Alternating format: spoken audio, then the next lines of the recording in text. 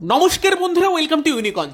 তো গাইস, এই ভিডিওটা হতে চলেছে জেমি ম্যাকলারেনের উপর একটা ডেডিকেটেড ভিডিও।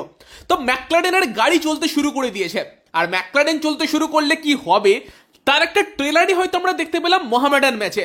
সিজনের প্রথম স্টার্ট, আর তাতেই ভাই কি লেভেলের ইম্প্যাক্ট। মোহামেডানের ডিফেন্স কিন্তু এখন অব্দি যথেষ্ট ভালো করেছিল, তবে সেই ডিফেন্সকে কিন্তু এক প্রকার ভেঙে তছনছ করে দিল গ্রেগ স্টুয়ার্ট ম্যাকলারেন জুটি। এবং ম্যাকলারেনের মুভমেন্ট, তার সঙ্গে প্রেসিং, গতি, সবকিছু ছিল দেখার মতো। প্রথম স্টার্টেই সমর্থকদের মন জয় করে নিয়েছে জেমি ম্যাকলারেন। এবার ম্যাকলারেনকে নিয়ে অনেকে অনেক কথাও বলেছিল যে এত কেন দেরি হচ্ছে, কেন স্টার্ট করছে না, চোট লুকিয়ে খেলতে এসেছে, ম্যাকলারেনের সেই ক্ষমতা নেই। বাট আই থিঙ্ক আর সেই সব কথা হবে না, খেলা দেখিয়ে দিয়েছে ম্যাকলারেন। এবং সেই কারণেই হয়তো ম্যাচের পরে দেওয়া সাক্ষাৎকারে ম্যাকলারেন বললেন যে খুব ভালো লাগছে এখানে প্রথম ম্যাচ স্টার্ট করে এবং প্রথম গোল করে। যারা আমার সহকর্মীরা আছে তারা কিন্তু দেখেছে যে আমি পুরো প্রিসিশনটা মিস করেছি, এবং তারপর আমার ঘাড়ে ব্যথা ছিল, সেখানে আমি কতটা কষ্ট ভোগ করেছি, এবং তারপর সেখান থেকে ফিরে আসা, প্রথম স্টার্ট এবং মাথা দিয়ে গোল করা, হেড দিয়ে গোল করা। যেই মাথা আমাকে এত সমস্যায় ফেলছিল, সেই মাথা দিয়ে গোল করতে পেরে খুবই ভালো লাগছে। এবং নিজের গোল সম্বন্ধে বলতে গিয়ে জিমি ম্যাকলারেন বলেন যে ম্যাচের আগেই আমার একটা ফিলিং ছিল, আমি কোচিং স্টাফেদের বলেও ছিলাম যে এরকম ভাবে গোল হতে পারে, গ্রেগ হয়তো আমার জন্য একটা ফ্লিক করতে পারে এবং সেখান থেকে আমি গোল করতে পারি। যে গোলটা হয়েছে সেটা একটা আর কি ট্রেনিং গ্রাউন্ড থেকে তুলে না, যে ট্রেনিং গ্রাউন্ডেও এরকম গোল আর কি ম্যাকলারেন করেছে, যে লিস্টন কর্নার রেখেছে, গ্রেগ ফ্লিক করেছে, ম্যাকলারেন গোল করেছে। এবং ম্যাকলারেন বলছে যে এই টাইপের গোল করা আমার কাছে ব্রেড অ্যান্ড ব্যাটার, ইজি ব্যাপার, কোনো ব্যাপার না, সেটাই বলছে আর কি। এবং সমর্থকদেরও বলেছে যে এই টাইপের গোল ভবিষ্যতে তোমরা আরো অনেক দেখতে পাবে আমার থেকে।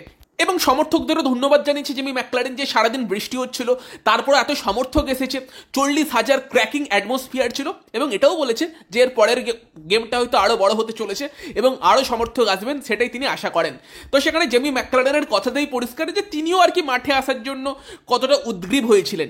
এবং প্রায় 75 মিনিটের মতো সময় তো আজকে খেললেন, এবং সেখানে ম্যাকলারেনকে যথেষ্ট ফিট দেখালো, পুরো ফিটনেসে চলে এসেছেন। মোহনবাগান পরের ম্যাচটা খেলবে 14 দিন পর, 19 তারিখ, ইস্টবেঙ্গলের সঙ্গে কলকাতা ডার্বি। তো সেই 14 দিনে ম্যাকলারেন যদি কোনো সমস্যা থেকে থাকে, যদি 99% ফিট হয়ে থাকে, সেটাও 100% ফিট হয়ে যাবেন, তখন কিন্তু ম্যাকলারেনের খেলা আমরা আরও এনজয় করতে চলেছি। ম্যাকলারেন অ্যাকচুয়ালি দেখালো যে ম্যাকলারেন টাইপের প্লেয়ার আমি ভাই সত্যি মিস করছিলাম মোহনবাগানে। শেষ 2 বছর মোহনবাগান, লাস্ট বছর আইএসএল শিল্ড জিতেছিল, তার আগের বছর আইএসএল কাপ জিতেছিল। বাট এই টাইপের একটা স্ট্রাইকার কিন্তু আমি মিস করেছি। অবশ্যই দিমি পেত্রাতোস ব্রিলিয়ান্ট কাজ করেছে লাস্ট ইয়ার, জেসন কামিংস অনেক গোল করেছে পেত্রাতোসের পাশাপাশি, সাদিকও ছিল। তবে ম্যাকলারেন আর কামিংসের মধ্যে যে অনেক ডিফারেন্স, সেটা কিন্তু বোঝা গেল। সিজন শুরুর আগে এই কথাটাই হচ্ছিল যে দুটো নম্বর 9 কি হবে, বাট সেই জায়গাতে দাঁড়িয়ে ম্যাকলারেন আর কামিংসের মধ্যে ডিফারেন্সটা কিন্তু চোখে পড়লো। কামিংসকে কিন্তু কখনই আমরা এতটা ছুটে, এতটা ওয়ার্কলোড নিয়ে খেলতে দেখি না। কামিংস অ্যাকচুয়ালি বক্স স্ট্রাইকার, বক্সের মধ্যেই থাকতে পছন্দ করে, সঠিক পজিশনে যায়, ফিনিশিং স্কিলটা ভালো, সেটাই কামিংস, বা পায়ে ভালো প্লেয়ার। বাট ম্যাকলারেন এমন একটা প্লেয়ার যে কিন্তু সবসময় 100% এফোর্ট দিয়ে খেলে, অনেকটা রয় কৃষ্ণা টাইপের ছোঁয়া আছে। বাট ম্যাকলারেন তো এই লিগে লেজেন্ড, 5 বার গোল্ডেন বুট জিতেছে, রয় কৃষ্ণা একবার জিতেছিল, কামিংস জেতেনি। সেই জায়গাতে দাঁড়িয়ে ম্যাকলারেনের যে কোয়ালিটি একটা আলাদা হবে সেটা আমরা জানতাম। এবং যখন বারবার কমেন্ট পেয়েছি যে ম্যাকলারেন কি সত্যি ভালো খেলতে পারবে, আদৌ খেলতে পারবে, পোগবার মতো কেস হয়ে যাবে না তো, তখন এটাই সমর্থকদের বলেছি যে ওয়েট করো, মানুষটার মধ্যে স্কিল আছে, যখন আসবে তখন ফাটিয়ে দেবে। এবং সেই জিনিসটাই কিন্তু ম্যাকলারেন করে দেখালো। ম্যাকলারেনের আমার সব থেকে ভালো লেগেছে হচ্ছে তার এফোর্ট, যেভাবে পুরো এফোর্ট দিয়ে খেলেছে, যেভাবে আর কি গৌরব বুড়া আর জোসেফ আরজেইকে একা সমস্যার মধ্যে রেখে দিয়েছিল, ওটা ওই লেভেলের একটা স্ট্রাইকারই করতে পারে। এবং যদি তুমি দেখো যে ম্যাচের প্রথম ইনভলভমেন্ট ম্যাকলারেনের, সেটা হচ্ছে এই মুভটা, যেখানে 3-4টে প্লেয়ার ম্যাকলারেনের সামনে ছিল, তারপরে ম্যাকলারেন কিন্তু পদম ছেত্রীকে টেস্ট করে, তার সোজাসুজি শট মারে, গোলকিপারকে টেস্ট করে। দেন সেকেন্ড মুভ এটা, যেখানে লিস্টনের জন্য বল রাখে, লিস্টন বলটাকে রিসিভ করতে পারে না, পরে আপুইয়া শট মারে, পদম ছেত্রী ধরে। তো এই যে প্রথম দুটো মুভ প্রায় 3.5 মিনিটের মধ্যে হয়ে গেছিল, সেখানেই বোঝা যাচ্ছিল যে দিনটা ম্যাকলারেনের হতে পারে।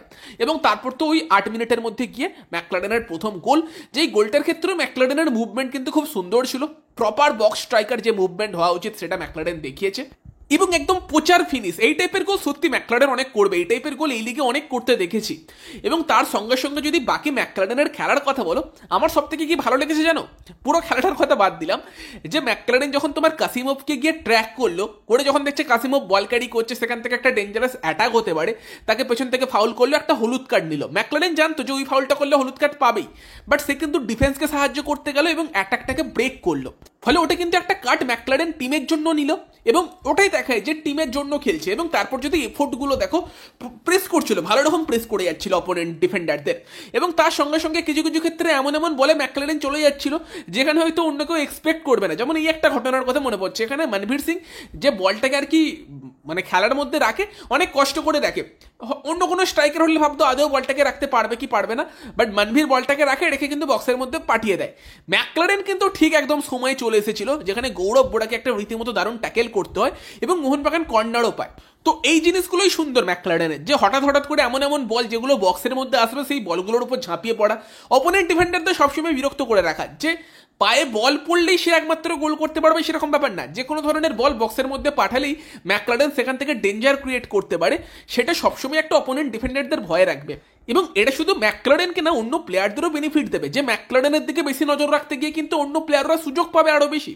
যদি তুমি দেখো যে মনভীর সিংও কিন্তু বেশ কিছু সুযোগ পেয়েছিল, যেখানে ডিফেন্সের বেশিরভাগ সময় ফোকাসটা ছিল ম্যাকলারেনের দিকে। মনভীর কখনো পাস করতে যায়, কখনো শুট করে, সেম লিস্টনের কাছেও সুযোগ এসেছিল।